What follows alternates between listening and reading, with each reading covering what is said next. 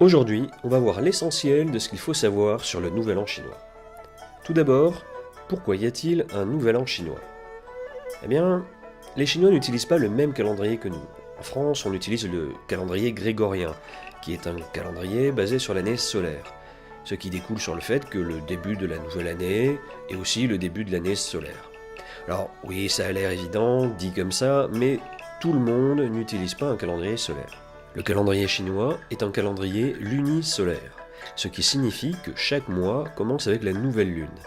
Mais voilà, avec 12 mois lunaires, on arrive à 354 ou 355 jours. Il manque donc 11 jours pour faire une année solaire. Alors, pour compenser cet écart, certaines années, un 13e mois est ajouté afin de rester aligné sur le calendrier solaire. C'est aussi ce qui explique que, d'une année sur l'autre, la date du Nouvel An chinois ne tombe pas le même jour. Mais le Nouvel An reste toujours compris entre le 21 janvier et le 20 février. En 2017, le Nouvel An a eu lieu le 28 janvier et a débuté l'année du coq, ainsi que 15 jours de festivités qui s'achèvent avec la fête des lanternes le 11 février.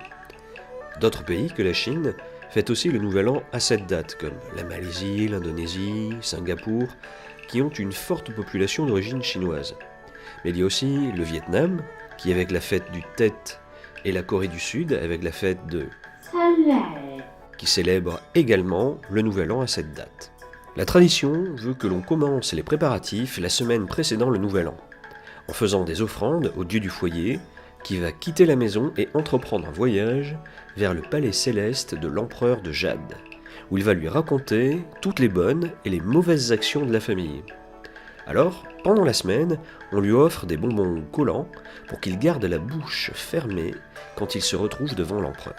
On en profite aussi pour faire un grand nettoyage de la maison pour se débarrasser symboliquement des influences de l'année passée. Et le dernier jour, il est de coutume d'apposer l'idéogramme bonheur sur la porte, mais à l'envers. Parce que renversé en chinois est homophonique d'arriver. Ainsi, en mettant le symbole du bonheur à l'envers, ça veut dire que le bonheur est arrivé. Le chinois est une langue qui comporte beaucoup de mots monosyllabiques, qui ont souvent plusieurs homonymes, ce qui en fait une langue très propice aux jeux de mots. Et parallèlement, ce double sens que peuvent avoir certains phonèmes entraîne toute une quantité de superstitions. Par exemple, le mot « année » est aussi le nom d'un monstre légendaire à tête de lion qui descendait une fois par hiver dans les villages. Il avait peur du bruit, de la lumière et de la couleur rouge. Alors, pour le chasser, on fait un maximum de bruit avec les pétards, on a de la lumière partout et la plupart des décorations portent la couleur rouge. Le réveillon du Nouvel An se fait traditionnellement en famille et le repas se doit d'être riche et varié.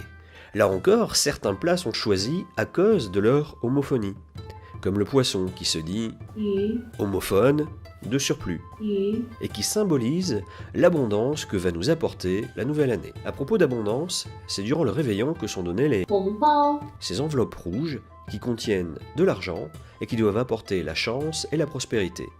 C'est généralement des dons des adultes aux enfants. D'ailleurs, dans les 2 semaines qui suivront, il y aura de nombreux autres repas de famille et donc autant d'occasions de recevoir ou de donner des... Le premier jour de l'année est traditionnellement consacré aux visites. Généralement, il commence par une visite au temple et ensuite on va rendre visite aux anciens. Dans les jours qui suivent, il y a des visites à d'autres membres de la famille et suivant les traditions, il peut y avoir certaines pratiques ou célébrations comme la fête de l'empereur de Jade le 9e jour. Et le 15e jour du premier mois marque la fin de la fête du printemps. Suivant où vous habitez, vous aurez peut-être la chance d'assister à la danse des lions ou la danse des dragons, parce que oui, si vous y assistez, c'est censé vous porter chance. On appelle ce jour la fête des lanternes, et comme le nom l'indique, c'est ce soir-là que l'on va se balader à la nuit tombée avec une lanterne en papier de riz à la main, pour ensuite allumer la bougie et la voir s'envoler dans le ciel sans se douter une seconde que quelques jours plus tard, notre lanterne sera une vedette sur YouTube sous le titre « Vague d'OVNI, la vidéo ». Je n'ai pas tout couvert, loin s'en faut. Alors, si vous souhaitez présenter d'autres traditions relatives au Nouvel An, n'hésitez pas, les commentaires sont là pour ça. Et n'oubliez pas, pour bien commencer l'année du coq, il faut mettre un pouce bleu sur cette vidéo. Sur ce, portez-vous bien et à la prochaine.